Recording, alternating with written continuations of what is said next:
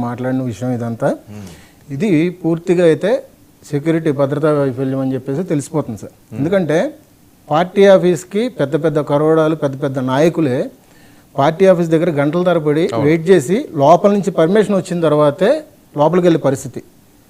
మేము కూడా వెళ్ళే పరిస్థితి లేదు సార్. ఎమ్మెల్యేలకి లేదా ఇప్పుడు ఏంటంటే దానిలో భాగంగా ఇతనికి వచ్చిన అవకాశం ఏంటంటే అక్కడ కన్స్ట్రక్షన్ జరుగుతుంది. ఆ కన్స్ట్రక్షన్ ఇదిలో అక్కడ రాడ్ తీసుకొని అతను లోపలికి వెళ్ళడం, సీసీ కెమెరా రూమ్లో కూర్చొని ఒక 20 నిమిషాల పాటు టైం పాస్ చేయడం.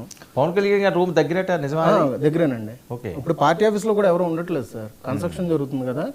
ఇప్పుడు హరిప్రసాద్ గారు కానీ లేదంటే రామతల్లూరి గారు కానీ పార్టీ ఆఫీస్ పక్కనే వేరే బిల్డింగ్లో ఉంటున్నారు అన్నమాట. ఇదంతా చూసుకుంటా ఉండంటే ఇక్కడ పూర్తిగా సెక్యూరిటీ సిబ్బందినే అంటున్నారు సార్. ఇక్కడ విషయం ఏంటంటే ప్రధానంగా అతను 1 సంవత్సరం నుంచి తాగుడికి పూర్తిగా బానిస అయిపోయాడు.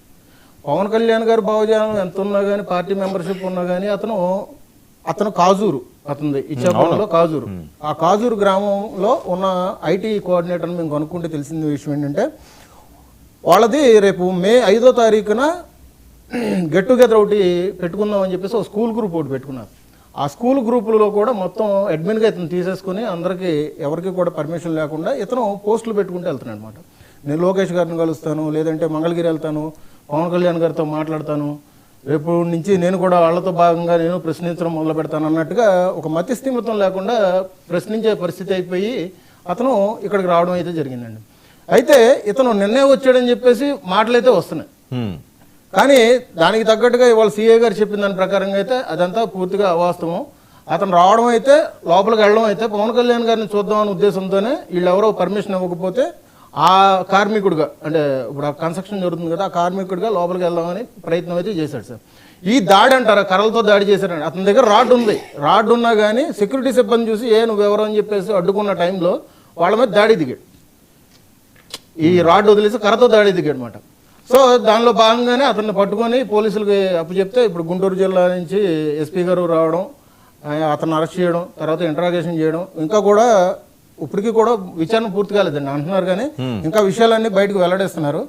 ఇదంతా ఇప్పుడైతే ఆందోళన చెందాల్సిన అవసరం అయితే లేదు, కానీ పూర్తిగా జనసేన నుంచి అయితే పవన్ కళ్యాణ్ గారిని ఎప్పుడూ కూడా కంటికి రెప్పలాగా మేము కాపాడుకుంటూనే ఉన్నాం. ఎందుకంటే గతంలో కూడా వైఎస్ఆర్సీపీ హయాంలో కూడా కొన్ని, మీకు చెప్పాలంటే కొన్ని అన్నోన్ నెంబర్ కార్లు పవన్ కళ్యాణ్ గారు ఇంటి దగ్గర జూబ్లీ హిల్స్ లో తిరగడం కానీ, ఆ తర్వాత పవన్ కళ్యాణ్ గారు ఉన్న టైంలో పార్టీ ఆఫీస్ పైన డ్రోన్లు ఎగరడం కానీ, ఇవన్నీ చూసుకుంటా ఉండంటే జన సైనికులే ఒక సైనికులాగా ఒక సమూహంలాగా ఏర్పడి పవన్ కళ్యాణ్ గారికి ఆ టైంలో గస్తీ కాసిన పరిస్థితులు అండి.